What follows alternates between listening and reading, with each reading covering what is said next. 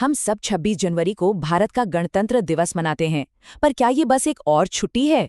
असल में ये भारत के सबसे जरूरी राष्ट्रीय पर्वों में से एक है और इसकी कहानी, परेड और झांकियों से कहीं ज्यादा गहरी है। तो चलिए आज इस कहानी की परतों को खोलते हैं और समझते हैं कि ये तारीख इतनी खास क्यों है। अच्छा, हम सबको पता है कि इस दिन भारत का संविधान लागू हुआ था, लेकिन सवाल ये है कि 26 जनवरी ही क्यों? कोई और तारीख क्यों नहीं हो सकती थी? इस सवाल का जवाब ना हमें इतिहास के पन्नों में मिलता है, भारत के स्वतंत्रता संग्राम के ठीक बीच में। तो सबसे पहले उस बात पर आते हैं जो हम सब जानते हैं। ये वो दिन है जब भारत का संविधान लागू हुआ, जिसने हमारे आज के आधुनिक भारतीय गणराज्य की नींव रखी थी। इसी दिन भारत ने ब्रिटिश शासन की आखिरी निशानी को भी हटा दिया और एक संप्रभु, समाजवादी, धर्मनिरपेक्ष और लोकतांत्रिक गणराज्य के तौर पर अपनी पहचान बनाई। आप कह सकते हैं कि ये एक नए भारत का असली सूर्योदय था। और हाँ, इसी ऐतिहासिक दिन पर हमारे नए संविधान के तहत डॉक्टर राजेंद्र प्रसाद ने भारत के पहले राष्ट्रपति के रूप में शपथ ली। ये हमारे नए गणराज्य का पहला ऑफिशियल कदम था। लेकिन रुकिए, कहानी सिर्फ इतनी ही नहीं है। 26 जनवरी की असली जड़ें ना 1950 से भी 2 दशक पुरानी है। चलिए उस ऐतिहासिक घोषणा की तरफ चलते हैं जिसने इस तारीख को हमेशा हमेशा के लिए अमर कर दिया। ये सब कुछ जुड़ा है 2 शब्दों से, पूर्ण स्वराज। देखिए, इसका मतलब सिर्फ आज़ादी नहीं था, बल्कि पूरी आज़ादी।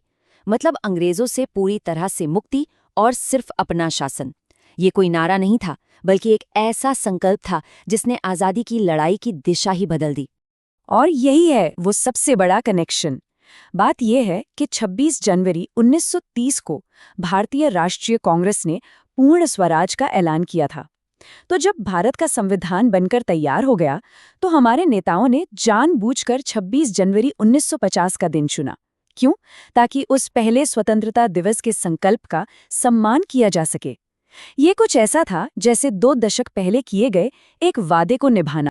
चलिए अब उस विशाल काम की ओर बढ़ते हैं जिसके बाद भारत का संविधान बना।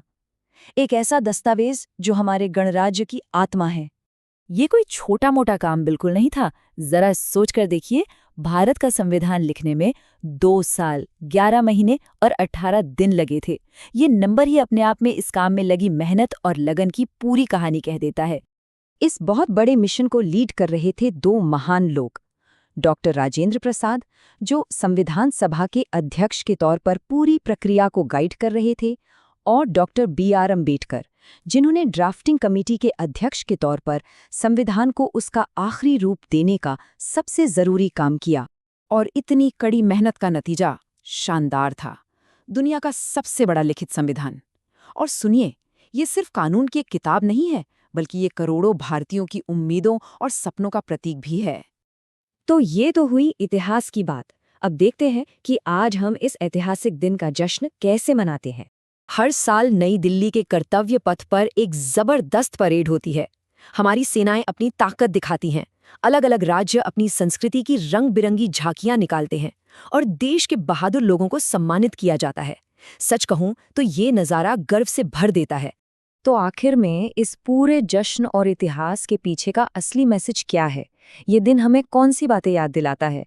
देखिए, गणतंत्र दिवस का असली मतलब इन मूल सिद्धांतों में छिपा है। अपने संविधान का सम्मान करना, हमारे लोकतंत्र की रक्षा करना और एकता, अखंडता और समानता के मूल्यों को बनाए रखना।